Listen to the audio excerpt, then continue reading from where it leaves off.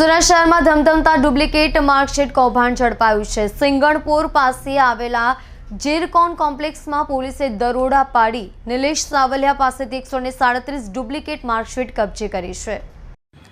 સુરતમાં bogus marksheet વેચવાનું આખું રેકેટ ઝડપાયું છે। સિંગણપુર પોલીસે તપાસ કરતા આ કૌભાંડમાં નિલેશ સાવલિયા નામના એજન્ટની ભૂમિકા મહત્વની હોવાનું સામે આવી રહ્યું છે। થોડા દિવસ અગાઉ ગતારગામ વિસ્તારમાં રહેતા અક્ષર કથળિયાની કેરળના ધીરુ આનંદપુરમ પોલીસ દ્વારા ધરપકડ કરવામાં આવી હતી। કેરળ શિક્ષણ બોર્ડની ડુપ્લિકેટ માર્કશીટ બનાવી હોવાને કારણે તેની ધરપકડ કરવામાં આવી હતી, જેની તપાસ કરતા ચોંકાવનારા ખુલાસા થયા છે। ખોટી માર્કશીટ રજૂ કરવાના કેસમાં અક્ષર કળથિયાની ધરપકડ થતાં કેરળ પોલીસે સુરતના એજન્ટ નિલેશ સાવલિયા અંગે સિંગણપુર પોલીસને માહિતી આપી હતી, જેના પર વોચ રાખતા આખા ડુપ્લિકેટ માર્કશીટ કૌભાંડનો પર્દાફાશ થયો છે। નિલેશ સાવલિયાની પૂછપરછ કરતા તેની પાસેથી 137 જેટલી દેશભરની અલગ અલગ યુનિવર્સિટીઓની માર્કશીટ મળી આવી હતી, જેની ઊંડાણપૂર્વકની તપાસ કર્યા બાદ તેની ધરપકડ કરવામાં આવી હતી। ડીસીપી પિનાકિન પરમારે જણાવ્યું કે agent Nilesh Savaliya duplicate marksheet આપતો હતો। ફરીદાબાદના મનોજકુમાર પાસેથી અલગ અલગ યુનિવર્સિટીના માર્કશીટ મળતા આખું આંતરરાજ્ય સ્તરે ચાલતું માર્કશીટ કૌભાંડ પણ હોવાનું જણાઈ આવે છે। અત્યાર સુધીની તપાસ કરતા એવું જણાઈ આવે છે કે આ સમગ્ર કૌભાંડ આંતરરાષ્ટ્રીય સ્તરનું પણ હોય તો નવાઈ નહીં। વિદેશ જવા માટે ઈચ્છતા વિદ્યાર્થીઓ આવી ખોટી માર્કશીટ બનાવી વિદેશની યુનિવર્સિટીઓમાં પ્રવેશ મેળવી લેતા હતા, ત્યારે વિદેશની કોઈ યુનિવર્સિટી સીધા આવા એજન્ટોના સર્ટિફિકેટ મેળવવા માટે સંપર્કમાં છે કે કેમ તે પણ તપાસનો વિષય છે।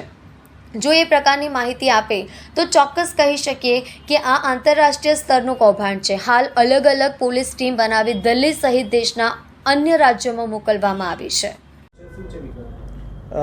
આજ રોજ સવારે 2:30 સિંગણપુર પોલીસ સ્ટેશન ખાતે IPC 420 465 467 471 120B હેઠળ એક ગુનો રજીસ્ટર કરવામાં આવેલ છે। આ ગુનાની પ્રાથમિક રીતે બતાવું તો એક ઈસમ છે અક્ષર ભરતભાઈ કળથિયા, જે વેડ રોડ કતારગામ ખાતે રહે છે। આ ઈસમ જે કેરળની અંદર તિરુવનંતપુરમની અંદર આરોપી તરીકે અટક થયેલ છે, જેની સામે આરોપ એવા હતા કે એણે ડુપ્લિકેટ માર્કશીટ કેરાલા શિક્ષણ બોર્ડની બનાવેલી હતી। તો એના મધર દ્વારા એક અરજી સિંગણપુર પોલીસ સ્ટેશન ખાતે આપવામાં આવેલી હતી। તો આ જે અરજીની તપાસમાં એવી વસ્તુ ધ્યાનમાં આવેલી હતી કે આ જે અક્ષર કળથિયાએ જે ડુપ્લિકેટ માર્કશીટ બનાવેલી એ સિંગણપુર પોલીસ સ્ટેશન વિસ્તારની હદમાં આવેલા નિલેશ મગનભાઈ સાવલિયા દ્વારા બનાવવામાં આવેલી હતી।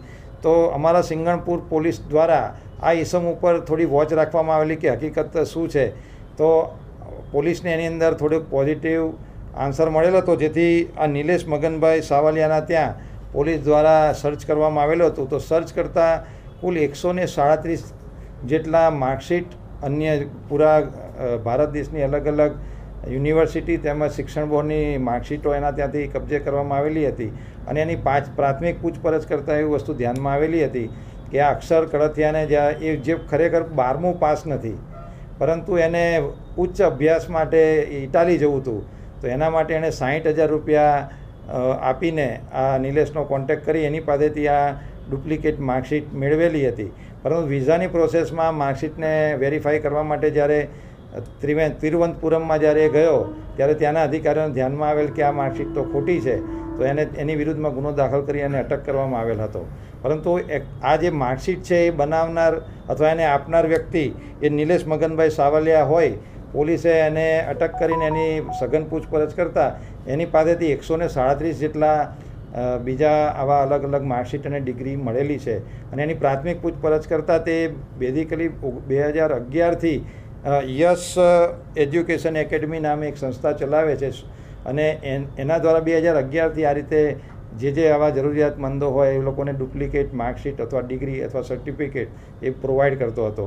એને પૂછવામાં આવતા કે આ ડિગ્રી સર્ટિફિકેટ એ જાતે પ્રિન્ટ કરતો હતો, તેના જણાવ્યા મુજબ ફરીદાબાદ ઉત્તર પ્રદેશનો એક ઈસમ છે મનોજકુમાર, એની સાથે એ 2011થી કોન્ટેક્ટમાં હતો, અને એ અહીંયા આ રીતે જે પણ જરૂરિયાતમંદ આવે એની પાસેથી પૈસા મેળવી અને એની વિગત એ મનોજકુમારને પ્રોવાઈડ કરતો હતો। અને મનોજકુમાર દ્વારા આવા ભારતની અલગ અલગ યુનિવર્સિટી અને શિક્ષણ બોર્ડની માર્કશીટો એ કુરિયર દ્વારા આને મોકલી આપતો હતો અને આવી માર્કશીટ અને ડિગ્રીનો ઉપયોગ કરી અહીંયાના ભારતીયો એ સ્ટુડન્ટ વિઝા ઉપર ભારતની બહાર વિદેશ યાત્રાએ જતા હોય છે. તો આ એક બહુ મોટું કૌભાંડ ધ્યાનમાં આવેલું છે અને અત્યારે અમારી પાસે માત્ર એક જ એજન્ટ જે આ નિલેશ મગનભાઈ સાવલિયા હાથમાં આવેલો છે અને એના અત્યારે હાથમાંથી અમને 137 સર્ટિફિકેટ મળેલા છે. તો 2011થી કદાચ એણે આનાથી ઘણા બધા માણસોને આ રીતે પ્રોવાઈડ કરે એવી શક્યતા છે. બીજું, આ તો સુરતની અંદરથી એક એજન્ટ પકડાયો છે, પણ મનોજકુમારના આવા ભારતની અંદર ઘણા રાજ્યોની અંદર આવા એજન્ટો હોવાની પૂરેપૂરી શક્યતા છે. તો જોવા જઈએ તો આ એક બહુ મોટું કૌભાંડ છે અને આની ખૂબ ઊંડાણપૂર્વક તપાસ કરવામાં આવશે.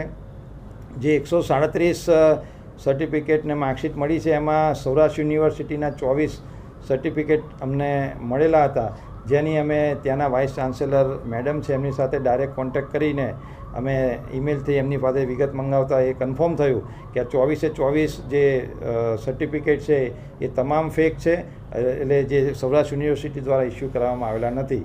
તો પ્રાથમિક દૃષ્ટિએ ક્લિયર કટ દેખાય છે કે આવી ભારતની જુદી જુદી યુનિવર્સિટીઓ તેમજ શિક્ષણ બોર્ડની અંદરથી આવા ફેક ડોક્યુમેન્ટ મળવામાં આવે છે અને આ ડોક્યુમેન્ટના આધારે આ તો એક ઉપયોગ થયો છે કે જે સ્ટુડન્ટ વિઝા પર બહાર જાય છે, પરંતુ આવા ડોક્યુમેન્ટનો અલગ અલગ જગ્યાએ ઉપયોગ થવાની પૂરેપૂરી સંભાવના છે. એટલે આ વિષયને બહુ જ ગંભીરતાથી લઈને આની તપાસ કરવામાં આવશે. આમ જોવા જઈએ તો એક આંતરરાજ્ય ષડયંત્ર જેવું જ કહી શકાય, અને હું તો કહું છું આંતરરાષ્ટ્રીય પણ કહી શકાય, કારણ કે એવું પણ બને તપાસમાં કદાચ ફોરેનની કોઈ યુનિવર્સિટી જે આવા સ્ટુડન્ટને બોલાવતી હોય અને એમનો પણ જો મેલાફાડ ઇન્ટેન્શન હોય તો એક રીતે આંતરરાષ્ટ્રીય કૌભાંડ પણ કદાચ કહી શકાય. તો પોલીસ આના તમામ પાસાઓનું ઊંડાણપૂર્વક તપાસ કરી રહી છે અને તમામના સ્ટેટમેન્ટ રેકોર્ડ કરવામાં આવશે અને એના એવિડન્સ ભેગા કરવામાં આવશે. અને અત્યારે હાલમાં નિલેશ મગનભાઈ સાવલિયા પોલીસ કસ્ટડીમાં લીધેલ છે. એની પોલીસ કસ્ટડી રિમાન્ડ માટે નામદાર કોર્ટને રજૂ કરવામાં આવશે અને 14 દિવસના પોલીસ કસ્ટડી